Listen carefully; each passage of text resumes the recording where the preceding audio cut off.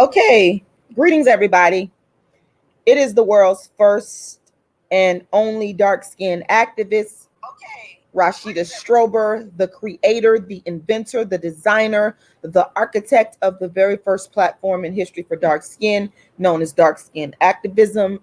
And this is the most definitely the dark skin activism grassroots that I started before there was social media that's coming out right now. Because I really need people to understand why it's important not to bash this dark-skinned woman.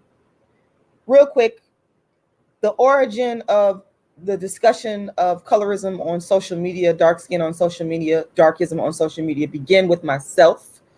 It started in 1998. It actually started in my childhood where I was trying to understand why was I being treated differently for being dark-skinned. And that led me to develop the first movement in history to advocate for dark skin equality, called dark skin activism, that I created in 1998 before anybody ever thought to talk about colorism or darkism. I'm the first person to create a methodical movement around dark skin discrimination, ending it, colorism, and darkism. From 98 up until 2009, of course, I was developing it in the form of books and plays. And people, some of y'all like to hate on me. I hear some comments where people talk about, oh, well, they want to hate on my books. She's not successful. That's called jealousy. You can never stop what I've done. The work is already laid. The foundation is already laid. I've written more books on dark skin than any human being in the world, dominating this lane that I created. You can't change that. Whether you think I'm successful in selling my books or not, it doesn't matter. I've created the lane. I gave dark skinned people a voice that they didn't have before because they weren't talking about dark skin discrimination or colorism.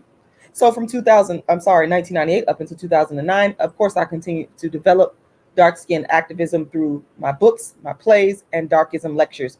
This was never done before.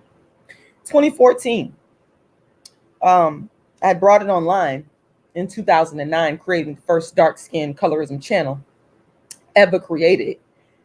But in 2014, Tommy Sotomayor contacts me about my dark skin activist agenda. I go on his show and I am bashed myself for speaking out on dark skin. But this idea of speaking about dark skin starts to become more popular because of all the bashing and all the hate that I went through. So subsequently in 2015, I had a viral post, millions went viral to millions, and I wasn't even trying. I was just doing the work of dark skin activism, just doing the work of dark skin activism sincerely, not something that was fake and derived, watching other people's videos. My stuff is organic and real. So the post that I made about Kendrick Lamar and his light-skinned girlfriend goes viral. People go crazy. They've never seen this type of commentary before. They're like, what is this? What the hell is a dark skin activist? Charlemagne and the Breakfast Clubs, they make me donkey of the day. And people bash me and they say I'm crazy and I get death threats. But a funny thing happens. Black people, the same ones who bashed me, they began plagiarizing my work. They flocked to my channel. They studied me, studied my content, flocked to my website, and began ripping off and plagiarizing my work. And that's why you see people talking about colorism now, because they ripped off the work of Rashida Strober, the world's first and only dark-skinned activist. You had people that had been on YouTube for years, never spoke or uttered a word about dark-skinned colorism until they saw my work and began ripping me off. Then what they did was pass off my work to their already built-in audiences on their channels, where they had never talked about colorism. They passed off Rashida's work as their own, and they continue to plagiarize me and do it to this day. But you're not the dark-skinned activist. You'll never be the dark-skinned activist, because where dark-skinned activism comes from is sincerity, is a real need in the community. And as a dark-skinned activist, I work in the community with dark-skinned people, helping dark-skinned people. So that's why this subject is near and dear to my heart. That's why I could come on here and legitimately talk about it. In a sea of frauds and fakes, I don't even care about what you got to say. If you ain't putting your money up, I don't care. If you ain't putting when I say putting your money up, if you ain't putting your money up and your time up to help this young lady, I don't care. You're a fraud anyway. You're a plagiarist. But that's what these people won't do. That's why I can come on here and speak on this, because I created this lane for real in the community, working with Black children to help them be better in the school systems, fighting against darkism for real. I've done it on the grassroots. I'm the only person that can say that. Why everybody sits there and copy and plagiarize my work. You're not me. You haven't lived my experience. You haven't done what I've done. So stop plagiarizing and ripping off your work. You're frauds. So let me get into this. We can't bash this young lady. And I did watch one of her videos. I watched the video where she was basically defending why she came to the school and beat her son. And as I listened to her, as the dark-skinned activist, you just develop an ability to find a humanity in even through all the anger and all the rage, you can find the humanity and the hurt in what the person is saying. And I could hear that in what she was saying. And that's what the real dark-skinned activists do. Because again, in the community, when I worked in the Uhuru movement, I started the free Malcolm X tutoring program and saw a lot of the frustrations, the discriminations, the hurts, the pains, the struggle that goes on among Black people in general and dark-skinned people in particular in American society. And it does us no good to sit here and bash this woman. It does no good, because at the end of the day, she still has children that she's raising, and she needs to be healthy and of sound mind to be able to get her kids back and raise those children properly. It does no good to bash this woman when the children have been taken away by CPS and they could end up in foster homes where they are subject to more abuse. So it seems to me that the correct thing to do is to figure out a way to support her. The question is, how can we support the young lady? Because here's the thing, and again, I was listening to what she said. And Black people, a lot of us are so hypocritical. I look at some of the comments where y'all talking about, she's a bad mother, oh, poor this and poor that. And, let me tell you something. When I was growing up, and I'm not condoning child abuse, but I'm telling you what it is. When I was growing up, my mother beat the hell out of me. She did. And a lot of us know that our mothers beat the hell out of us. And she reminds me, this young lady reminds me of the frustration when a woman has a lot of children, they got to take care of. They probably don't, they don't have the support from the man. That frustration builds and it builds and it builds. And sometimes it can be taken out on the child, which I don't condone. Growing up, and that's what shaped my parenting. With my son, I probably beat him once, because I grew up, me and my brothers, I got 5 brothers, and my mother, when we got in trouble or did something wrong, she beat the shit out of us. She did. And a lot of y'all that's listening to this and watching this thing go down, y'all got beat, and y'all know y'all did. Okay. And some of the beatings that I had were warranted. Yes, they were. And some of them were not warranted. And I feel that, and when I look at it as an adult, I understand the dynamics from multiple angles. I understand, well, maybe mom, she might have been frustrated going through economic hardship, dealing with all kinds of issues. My mother didn't graduate high school. She had a bunch of children. Of course, when you don't graduate high school, you have limited economic opportunities. And you couple that with her, of course, being a dark-skinned woman. That's the covert racism and a darkism that people don't want to acknowledge. And again, I'm not rationalizing child abuse, because let me tell you, I don't even beat my own Lauren. I don't beat Lauren. And psychologically, it's because of what I grew up going through. I have a different method of parenting where I talk to her. If she does something wrong, I actually sit down and I have a conversation with Lauren, because I know that she's smart enough to understand reason. But sometimes, because of what our parents have been through and our forefathers have been through with this, and it is a part of the post-traumatic slavery disorder. It is psychological. We come from backgrounds where we have to push out of that. We have to find a way to move forward from that. And so like I said, with me, I believe in discipline. I believe discipline is key. But my brand of discipline is totally different from my mother's brand of discipline, who she didn't play the radio. And to her credit, I mean, you know, I got 5 brothers, and most of us turned out, with the exception of maybe one of my brothers, we turned out pretty successful with the beatings and all. I'm just gonna keep it real. Okay. We turned out to be pretty decent. I got 1 PhD. One of my brothers, he's a PhD. Myself, I have a master's degree. Another brother, he has his bachelor's degree. My other brother, he's doing well.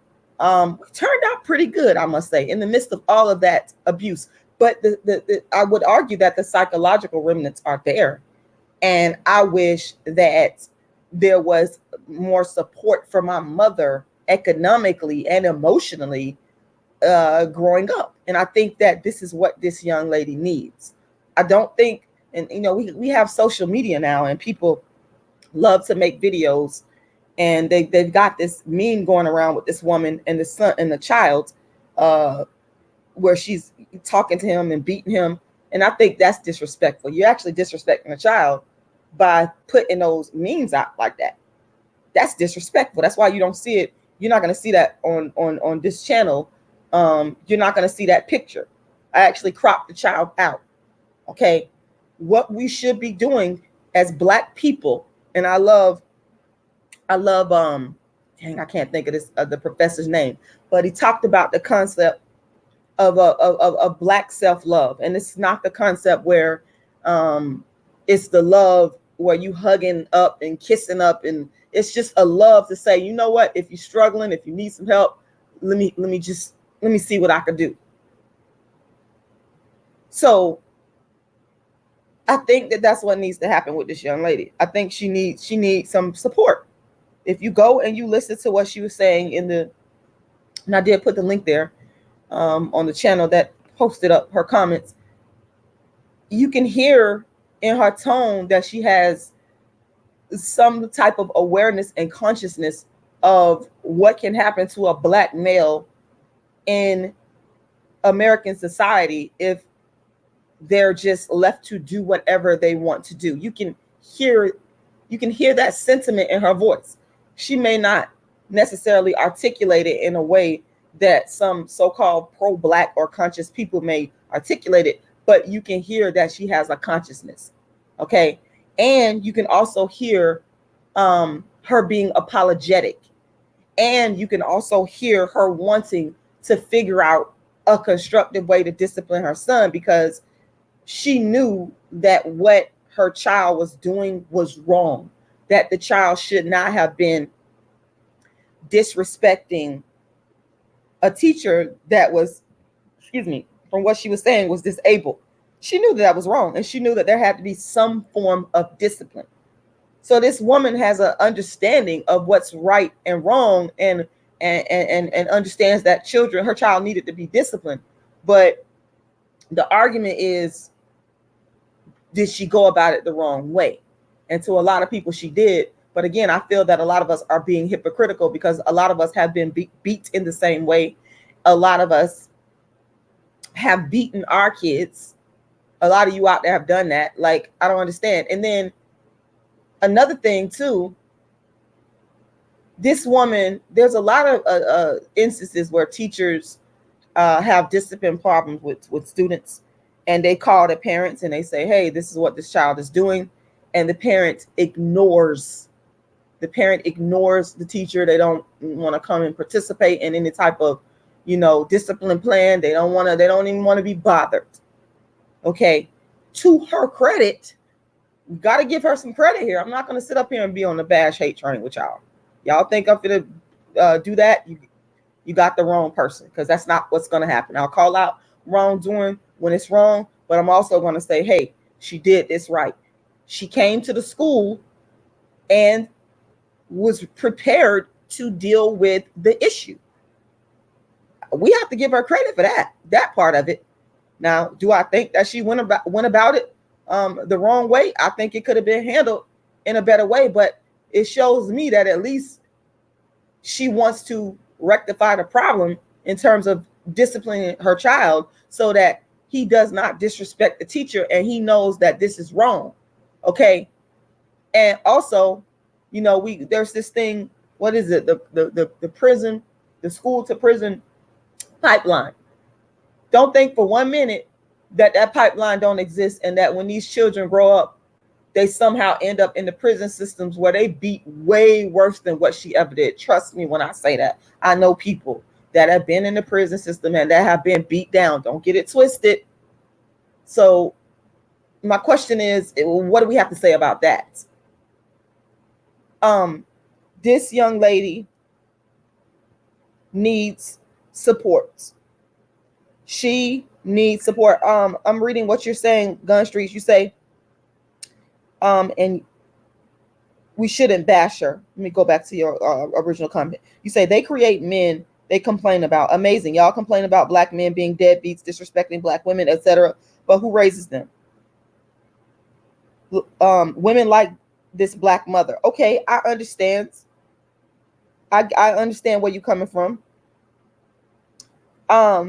This is let me read your other comment, Gun Streets. I really want to address what you're saying. You said this is what these black women do. They protect each other no matter what. This is why you sent black men need to wake up and stop attacking black men in the name of these women. Okay. Listen. Listen to what I'm saying, Gun Streets. What I'm saying is, and you got some legitimate concerns. I'm not here to bash black men or black women. That's never been my goal. As much as y'all want to misconstrue what the dark skinned activist is saying, I told you I have a history of working in the black community on a grassroots level way before there was a YouTube or social media. I'm the real deal. I have worked in my community and helped my people for real, whether it be with homelessness, whether it be with tutoring services, academia, just being a support. And I've done this with light skin, brown skin, dark skin, even white folks. I'm a humanitarian. Okay, let's bring it back to black people. I am for black men and black women staying together, reconciling, coming together, loving each other, building the family, and getting rid of the dysfunction. Okay, I'm not team black women or team black men. I'm team black people.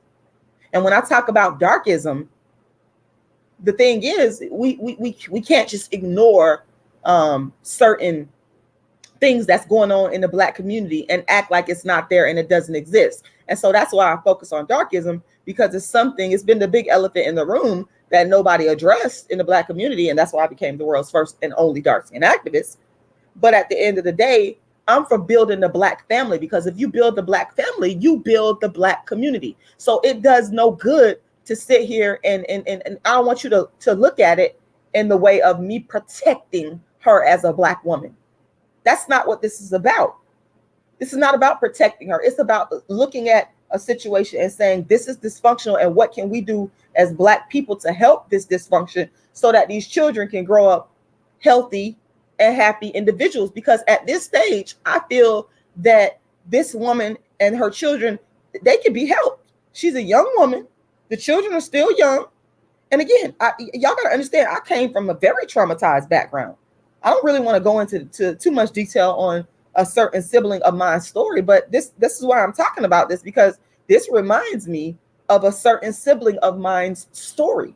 I wish I could get a certain sibling of mine to come on my channel and tell y'all his story. He grew up to become a brilliant PhD. I went to my brother's graduation and watched him go from just a up existence and being literally abused to becoming this productive black man that has a family, a black woman, and has raised a family. And I can't do nothing but respect that. So I can't just sit up here and bash this woman, because I know that little boy can grow up and become just like my brother. I can't do that. So what we need to do is realize that if we are helping and not bashing this black woman, we are helping the black man as well. Because where's the father? I'm holding everybody accountable. Where is the young man's father? This young lady she probably has other children. She probably is overwhelmed, just like how my mom was.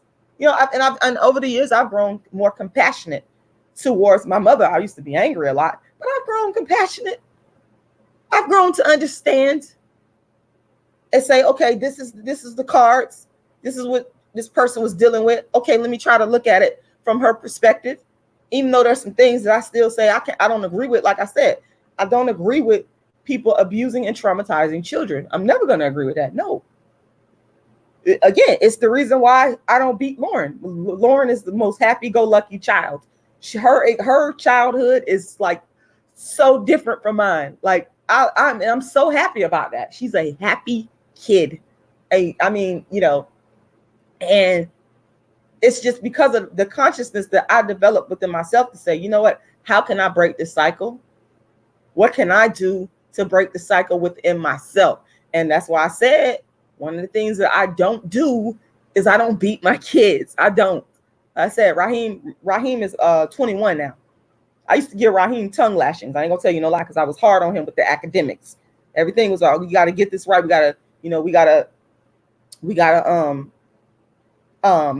make sure you do well academically so that you can at least have a fighting chance in this world. We got to keep you out of trouble. We can't let you get no criminal record, because you're going to grow up to be a black. And this is what I kind of heard coming from this woman, even though she may not have articulated in the way that black people expected. But then what black person is perfect?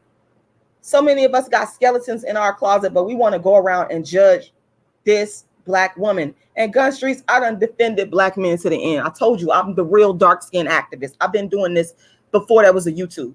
So don't come at me and talk to me about the black man. I've been one of the biggest defenders of black men, going to the courts for them, lobbying in the courts, understand me, protesting, fighting against police brutality, helping out with homelessness. I've done it all. I am team black man and black woman. So what my question is, what can we do to help this young lady to have a functional, whole family structure? Because again, at this point, I just feel it does no good to bash. People are you want to bash for views. You want to talk about this. I believe the video got over 500,000 views. That y'all being entertained by a dark-skinned child and a dark-skinned woman's dysfunction. Where y'all money at? Where y'all? And again, me personally, if this young lady had some type of GoFundMe, I would give to it. I've done it before. I don't come on here and talk about it because I don't need to do that. But I believe in helping dark-skinned people economically and black people in general. I've done it. This woman needs help. She needs probably some help with parenting,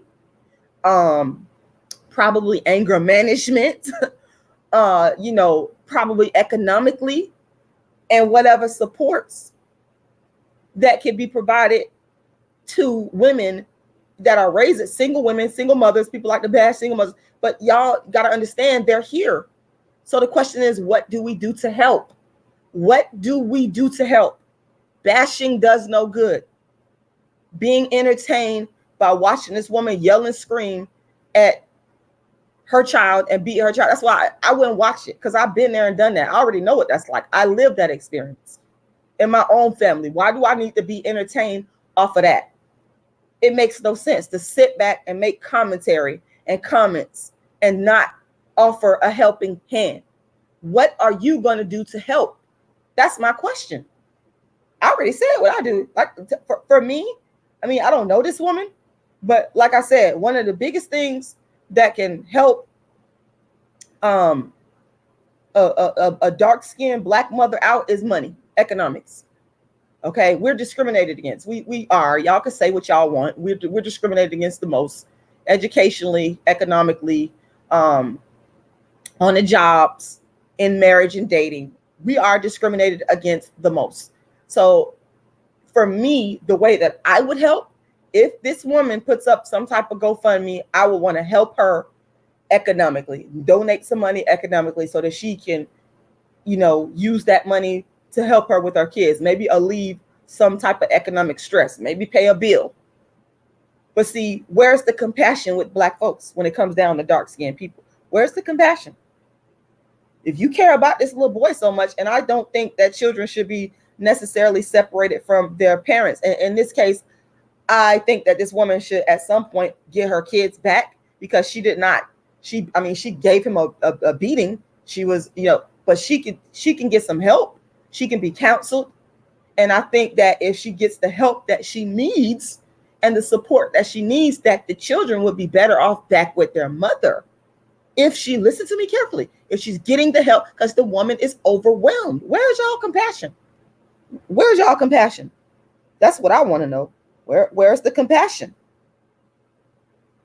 Where is the compassion of the people? How long are we just going to be entertained by the destruction of Black life in the Black community? How long are we going to just sit back and be entertained by it?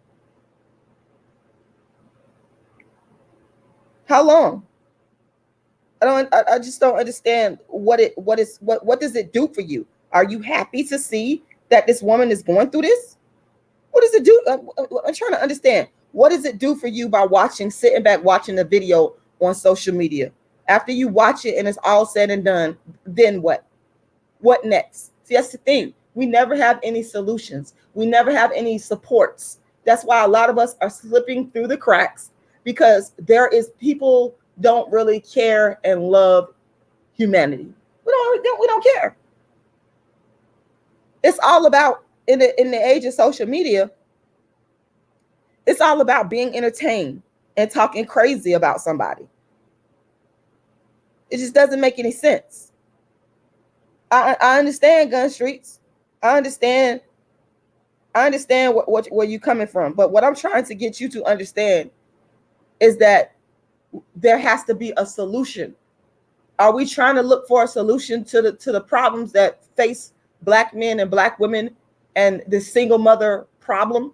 Because it's both the Black man and the Black woman that's to blame for it.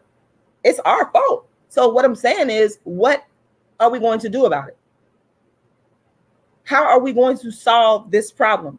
How can we help this particular family? Because if we help this family and for whatever reason, maybe God allowed this to go viral, so that we can see a reflection of ourselves and what goes on in the Black community, what goes on in the hood, what goes on in the projects. This stuff has been going on for years. I just shared with you the experience with my own family. I know it. I know what it is. Nobody can tell me. But again, it's about support, because the child is going to grow up. This little boy is not going to be a little 7-year-old, 8-year-old kid forever. He's going to grow up. Now, do we want to step in and try? Here's another thing. To the Black men out there that have an issue with this, how about this? How about maybe trying to reach out in contact and becoming a mentor to the young man? How about that? I mean, that's one of the things that I did. I made sure that I had mentors in place for my son. And I'm not saying that we don't know what the outcome is going to be, but at least you try, you put forth an effort. So how about the Black men that had taken issue with this? If you really care about the future of this young man, and you think that the mother is, hurting him psychologically, and he's going to turn into this bad Black man that's damaged, how about you step in? Because anybody could do this. Reach out to this young lady in love, in in kindness, in peace, and offer to mentor. Do you know how many Black children could benefit off of a mentor? Off of a Black man that's been able to successfully navigate the darkism and the racism and the isms in American society? Reach out to her and offer to mentor her son. I'm talking, this is about solution. It does no good to bash this woman. After y'all, like I said, after y'all sit there and talk about this lady, the problem is still going to exist. Them children have been taken away from their mother. They're in a state of dysfunction. What are we going to do about it? Stop bashing. Stop bashing. I'm just so tired of Black people bashing other Black people without a solution. If you're going to bash, at least have a solution. At least have a solution Ask the woman, what does she need? Like I said, I'll gladly put whatever little money I got up to help because I see through it. I see the bigger picture here. And I'm not going to sit here and let nobody dissuade me and try to tell me no different. Oh, she's loud, she's ghetto, she's this. Okay, yeah, okay, whatever. We know that that's a result of racism and darkism. What are we going to do about it? We don't know what this young lady is going through. We don't know what. And that's the thing. People don't care about how dark-skinned women feel. That's another thing I know. That's why a lot of us be so upset, because people don't care about how we feel as a human being. They can't look at us. They can't look at us and find humanity. And I'm talking Black people in general now. Don't get it twisted, but y'all know I'm the dark-skinned activist. People don't care about the feelings of the dark-skinned Black woman or the dark-skinned Black man. They don't give a damn. I think sometimes they think we are feelingless, especially our own people, when we can't even see the humanity in our own people. We can't look at this person and say, this person has feelings. This person has emotions. And this woman has not. There's people out there that done killed that kid. Now, if she did that, I would not be up on here defending her or talking about no compassion. No, ma'am. No, sir. She ain't killed nobody. She ain't did that. She didn't kill her kids. If you're killing your kids, you should be buried under the jail. You should be buried under the jail by, I don't care what color you are. You can be white, black, purple, green. I don't care. This woman hasn't done that, though. This can be saved. So again, instead of y'all bashing, you need to be thinking, going within yourself and saying, okay, what can I do to help? How can I help? If you're not going to think about the mother, think about the little boy. Think about the child. He's only 7 years old. This kid got his whole life ahead of him. He could do something great if we're willing to step in as a people and help, or we just want to sit back and make YouTube videos and talk. Man, y'all, man, it just pisses me off. It just pisses me off, man. It just pisses me off when we should be trying to help each other. And that's why, it's so hard, because sometimes you have to fend for yourself when you realize that your own people, they're not going to help you. They're not going to stick by you. They're not going to be by your side. And then y'all get mad when y'all see a so-called strong Black woman. You think this woman is stuck up? Well, maybe she decided, I'm going to, you know what? I'm going to do what I got to do to protect myself and work hard and not associate with certain people, because they see that you don't want to help. All you want to do is bash. I'm not about that. I'm not about that life. Let me read some of y'all comments here. Y'all not gonna get bashing from Rashida Strober.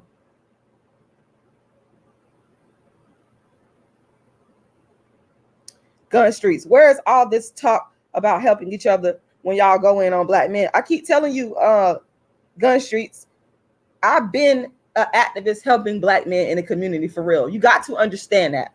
I can't speak for what these other YouTubers, because this is about views. People just want views and YouTube money. I'm the real deal. I've actually helped my own people in my community for real. That's why I come from it with this perspective. So you can't generalize and make that type of statement, because there are Black people out here that actually want to help Black men and Black women. And I'm one of those people that actually have done it, not just sitting up on YouTube talking and running my mouth to entertain. This is not about entertaining nobody. Okay. Let me see. Topaz presents, you said a neo, I think that's your entire name. Topaz presents a neo-Nubians nuances. The same way she posted the video to the world, she needs to post an explanation. There was a better way to handle that. I agree with you, but I'm just saying, have some compassion on the woman. Have some compassion on the child.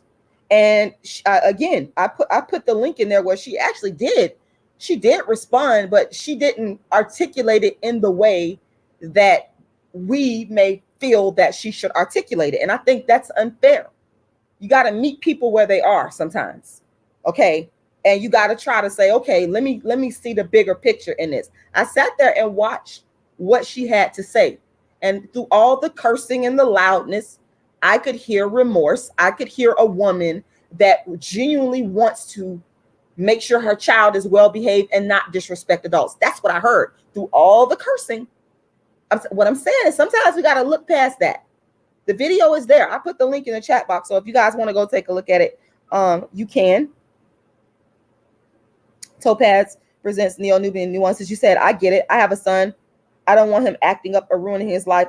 I wouldn't do what she did. But okay, well, I understand. But you do understand that she's not the only Black parent in the world that came to a school and whooped their child behind.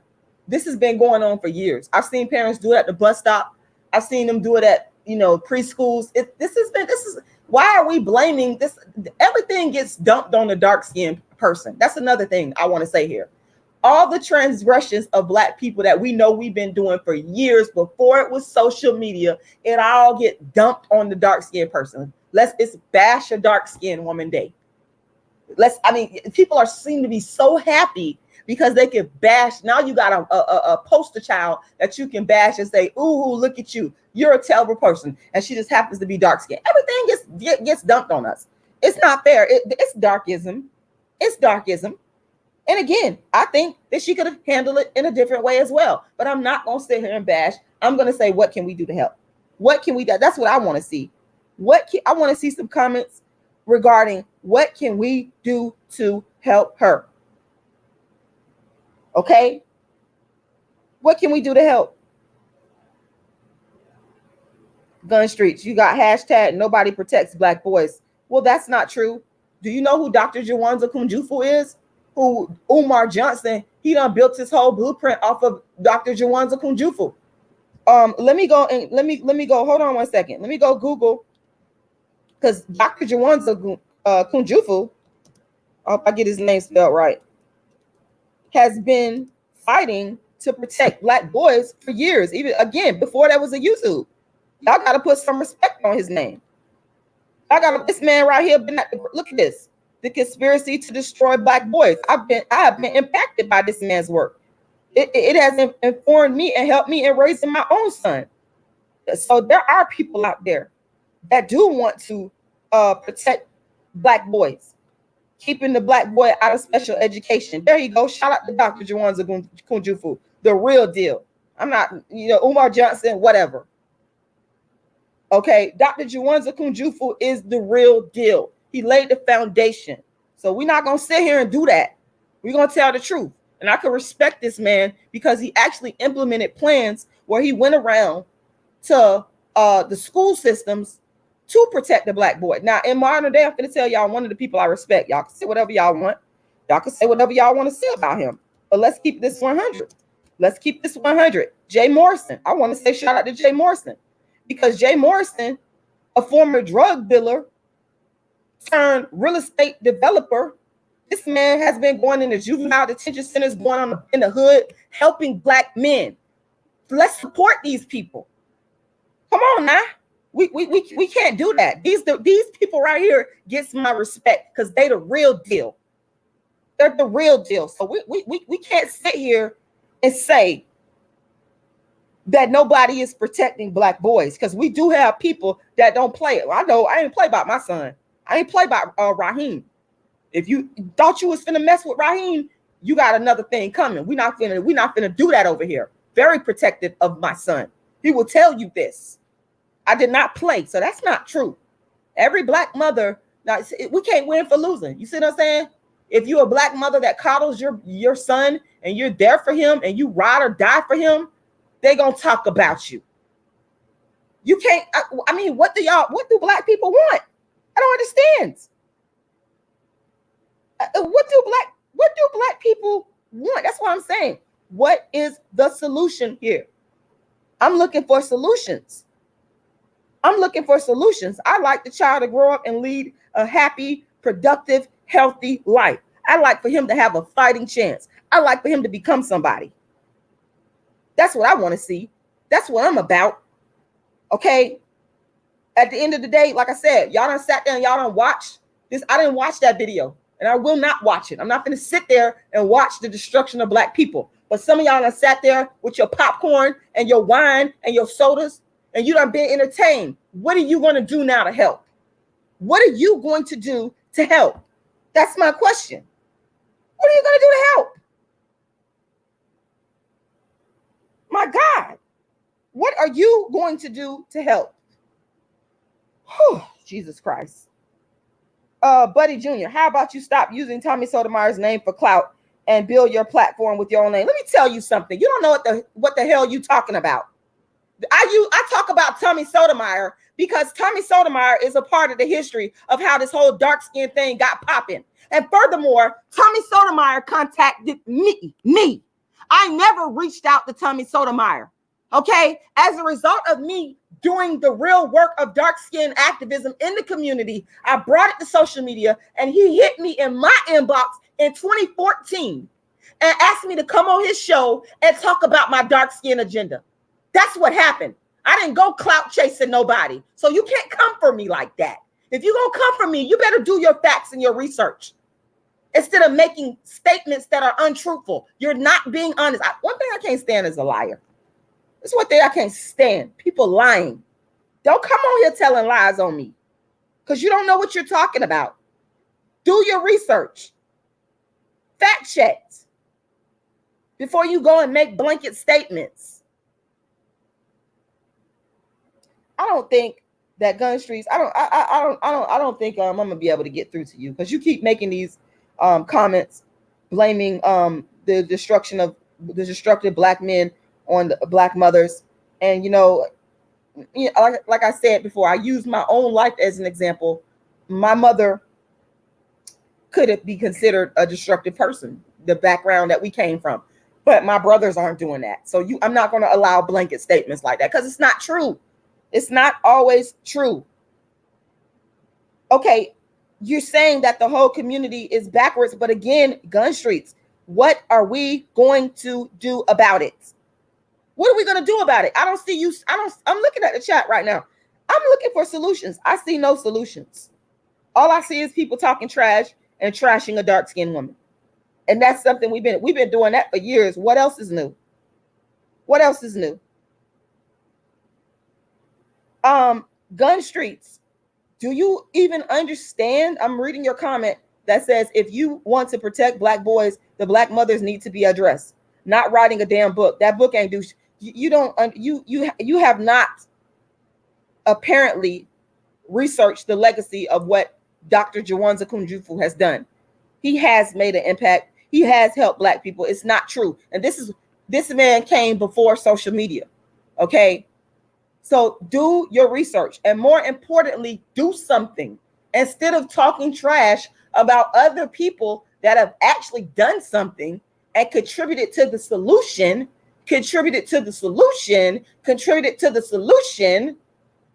You need to go contribute to the solution. That's my whole point here. I mean, it just seems like people just want to feel good, make themselves feel better by bashing this dark-skinned woman.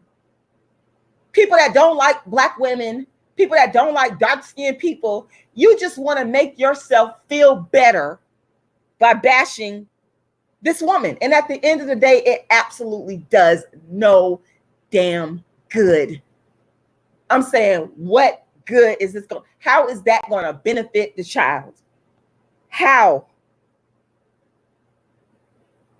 is that going to benefit the child? Nobody blamed the black father exclusively. I blame the mother and guess what? That child has a mother and a father. You have to ask the question, where was the dad? You can't leave that out.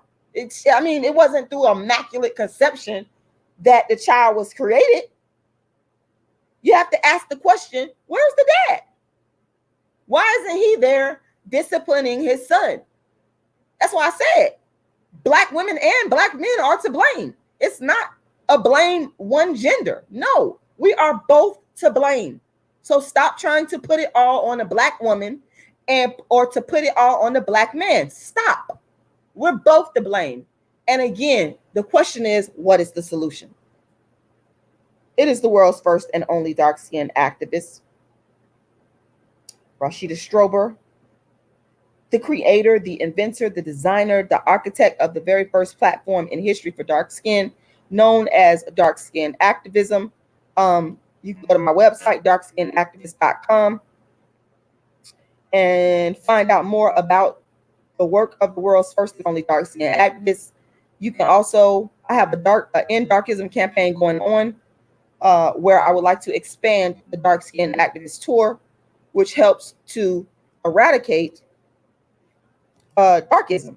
So if you would like to be a part of making that happen, you can go to the GoFundMe. It's right here, and make a donation.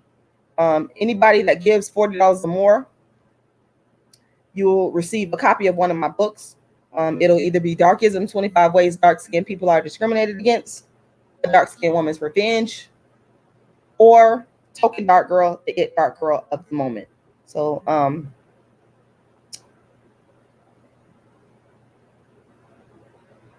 make sure you make a donation. Let's see, 4411825. I think that you're the only person, and I've been looking at the comments here, that actually provided some type of solution. You said Rashida Strober revolutionary PanAfricanism is the only solution for African people. Okay. A part of PanAfricanism, I think we need to implement sort of a retraining of what it means, or how we should interact and communicate with each other, how we should discipline our kids, how we should construct the family. And I think you're right. I think the answers are rooted in our African culture, in our African history. Because if we look at what we're doing now in our American culture, it's not working for us. It's not. And I think that we do need to go back to our African roots and get some answers. You know, the young men had the rites of passage. The young ladies, they had the training on how to be a good wife. We are so far removed from that. And I think that can be a part of the solution. Let's go back to that. Let's stop continuing to focus on what's going on in America, and let's look at some solutions within our ancient African history and see how that works. You understand? I also think, again, the solution is marriage. We've got to get married, build families. The Black man and the Black woman has got to stay together. There's this show called Love and Marriage Huntsville. And Melody Holt and Martell Holt, they're going through some things in their marriage. They have 3 children. She's pregnant with 1. And, you know, they're playing out this whole scenario of, you know, the cheating and the dysfunction that's going on in the marriage before the entire world. But what I see, and she's not dark skinned. She's a brown skinned Black woman. I don't care. My whole thing is, I believe that the Black man and the Black woman should stay together. I don't want to see them get divorced. They have 4 kids. Their children need to be raised in the same household. One of the main solutions is marriage. Marriage, marriage, marriage. Why can't we understand this? There were more married, Black married households before the Civil Rights Movement. Y'all can go look at the statistical data on that. When you have the father in a home, it is just common sense that when you got a father in the home, there's going to be a stronger foundation. You have both parents to look to for support. You know, it's very beneficial to a child to have both their mother and their father in the home. So one of the solutions to the problem is marriage. Get married. And my argument is, if you don't have any money, if you ain't got no education, don't get married and don't have no kids. Get your money up, get your education up, get your finances up. And my argument is wait till 30 plus, because you'll probably be more mature and able to emotionally handle the huge task of raising a child or children. Then you go and you get married and you build from there. Okay, I'm giving some solutions right now because I don't really see no solutions here. I'm looking through the. Well, KK, I think that we need to put. I mean, people are still having babies though. You said that, well, we can't put all our hopes in marriage, but people are still having babies. How about don't have a baby if you're not married? Okay. You say don't put your hopes on marriage. I disagree with that. I think we should be getting married And I think that that would help to stabilize the Black community. I know it would, in fact. But if you don't want to get married, okay, don't have kids out of wedlock. Don't have kids, then you won't be overwhelmed with all these, you got these women running around here with 5 and 6 and 7, 8 kids from different baby daddies. Guess what? Don't have kids out of wedlock. Control your fertility. That's another solution. You can't, if you cannot support these children and you don't want to get married, since y'all seem to be up here talking against marriage, which I don't understand, then don't have children. Don't have children. Don't have children. Why bring children into a situation where you're going to be stressed out, overwhelmed, and prone to outlashes? Okay, don't do that. And you're right, Marco. You said, where did this child learn this behavior? I believe that he did learn it from his mother. I believe that's why I'm saying are y'all listening to me? A solution to this problem is some people should not be having children. Let's just face the fact. Y'all can't have it both ways. Y'all can't say, oh, this wretched woman and this, that, the third, and she's trifling. But then y'all want to turn around and y'all don't want to speak out against teenage pregnancy and speak out against people having children that they can't afford. What about that? Quit having children. I mean, that would solve. Okay, here we go with the life happens. Okay, here's this cycle. What I'm saying, I'm not saying this stuff is going to be perfect. I'm looking for solutions here, people. I'm looking for viable solutions. How can we solve this cycle of this single motherhood epidemic? Because it definitely is. And you can't blame it only on the woman, because it takes a man and a woman to have a child.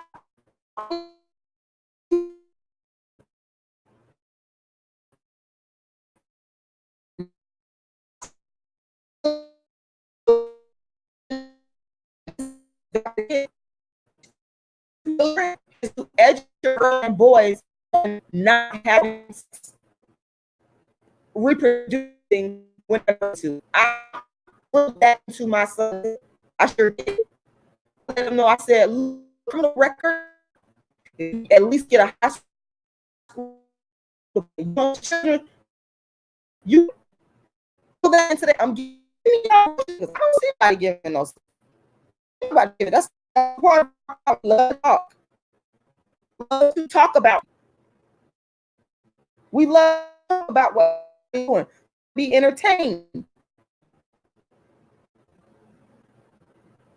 Okay. Well, first and only dark-skinned activist Rashida. I pretty much said what I had to say. I want to thank you guys for taking the time to watch. And if you don't have nothing else I said, just please pray for this young lady and pray for the child, that God would give him a good, healthy upbringing, and that he would prosper and that he would do well, and God would keep his hands on him and his sisters and brothers, if he has any, and just take care of them. Because at the end of the day, it's the children that's most impacted by this, and I don't like seeing children suffer. Thank you very much for watching the world's first and only dark-skinned activist, Rashida Strober, and y'all have a good Sunday afternoon.